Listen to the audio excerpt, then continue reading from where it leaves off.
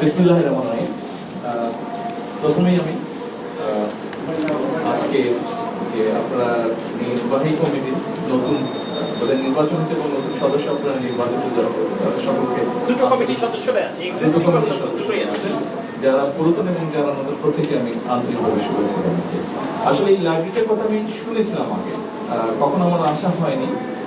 সেই জন্যই আমার একটা ইচ্ছা ছিল যে যন্ত্র যদি কখনো আসতে পারি, সময় করতে পারি, তাহলে এই লাইভটা আমি দেখে যাবো। অনেকের কথা অনেক শুনেছিলাম। এটার পিছনে আরেকটি কারণ আছে। অনেকদিন যাবতই যখন থেকে জানি তার আগে পিছিয়ে দিয়ে একটি চিন্তা সবসময় মাথায় ঘুরছিল। সেই চিন্তাটি হচ্ছে, আমি মোস্তাফিজুর সাহেবকে বলছিলাম একটু আগে উপরে, আমরা যদি খেয়াল করে দেখি আমাদের আশেপাশে যারা তরুণ বয়সের যারা ছেলে মেয়ে যারা আছে, আমরা অধিকাংশ সময় দেখি যে ওরা মোবাইলের ভিতরে থাকে, মোবাইলের সাথে কানেক্ট। তো যখন এটা বেশ অনেক বছর ধরেই আছে, আমি দেখেছি যে স্বাভাবিকভাবে আমাকে অনেক বছর বাইরে থাকতে হয়েছিল। তো আমি ইউকেতে ছিলাম এবং ইউকেতে আমি দেখেছি যে সব জায়গায় সুন্দর ছোট ছোট ছোট লাইব্রেরি আছে।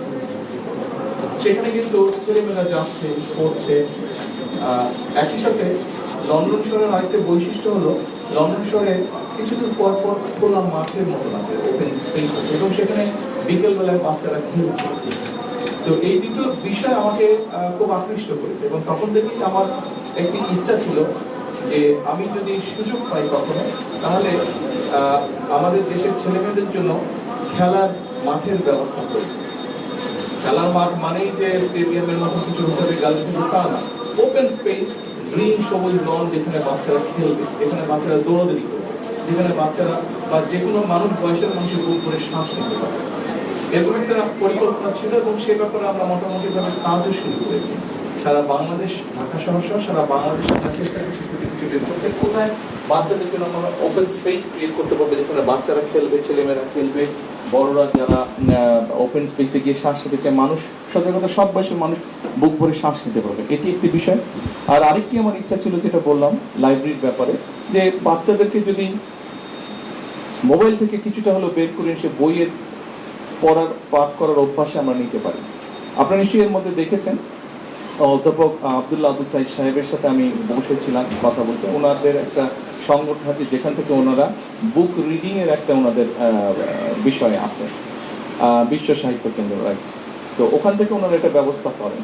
আমি সরকারের পক্ষ থেকে আমরা ওনাদের সাথে কাজ করতে চাইছি যে আমরা এখন যেটা চিন্তা করছি, আমরা প্রতি উপজেলার দুটো করে প্রাইমারি স্কুল আমরা টার্গেট করার চেষ্টা করছি, যেখানে আমরা বাচ্চাদেরকে বই দিব, কোনো রাজনৈতিক বই না, রাজনীতির বাইরেও বিভিন্ন বিষয়ের বই আছে, বহু বিষয়ের বই আছে। আমরা সেই ধরনের বই দিব যেগুলো বই পড়লে বাচ্চারা অনেক কিছু বুঝতে পারবে, দিন দুনিয়া সম্পর্কে, পৃথিবী সম্পর্কে জানতে পারবে অনেক কিছু। এরকম বই দিব আমরা তাদেরকে, এবং বই দিয়ে আমরা সেটা তাদেরকে আস্তে আস্তে আস্তে পাঠের অভ্যাস করাতে চাইছি। এবং শুধু তাই নয়, এই বইটাতে সে যেটা পড়বে তাকে তাদেরকে দিয়ে দেওয়া হবে, এবং এই পড়ার বিষয়টা সে পড়লো, এই বিষয় টোটাল বিষয়টাকে আমরা পরীক্ষার ভিতরে ইন্ট্রোডিউস করতে চাচ্ছি। অর্থাৎ সেইটার মধ্যে থেকে প্রশ্ন হবে, সেটার মধ্যে থেকে তাকে জিজ্ঞাসা করা হবে, সেটার মধ্যে থেকে তাকে পরীক্ষায় পাস করতে হবে। অর্থাৎ বই পড়ার অভ্যাসটা, প্র্যাকটিসটা আমরা গড়ে তুলতে চাইছি। বাচ্চাদেরকে মোবাইল থেকে বের করে নিয়ে এসে খেলার মাঠ এবং বইয়ের মধ্যে নিয়ে আসতে চাইছি। এটা একটি পরিকল্পনা আমাদের আছে, কতটুকু সফল হবে সেটা হচ্ছে পরের ব্যাপার, আমরা শুরু করতে চাচ্ছি। তা আপনাদের মতন মানুষদেরকে যখন দেখি তখন আর আমরা উৎসাহ পাই, আমি ব্যক্তিগত উৎসাহ পাই যে আমরা তাহলে নিশ্চয়ই এখনো যখন বই পড়ার মানুষ এত রয়ে গেছে, নিশ্চয়ই আমাদের এই কাজটিতে আমরা সফল হব।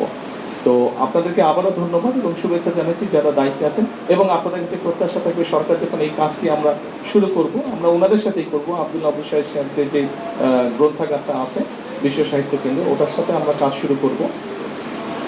তখন আপনাদের মতন মানুষ যারা সারা দেশে আছেন তাদের সাহায্য সহযোগিতা লাগবে, তাহলেই আমরা কাজটা দ্রুততার সাথে করতে পারবো। সকলে ভালো থাকবেন, সকলে সুস্থ থাকবেন। আসসালামু আলাইকুম।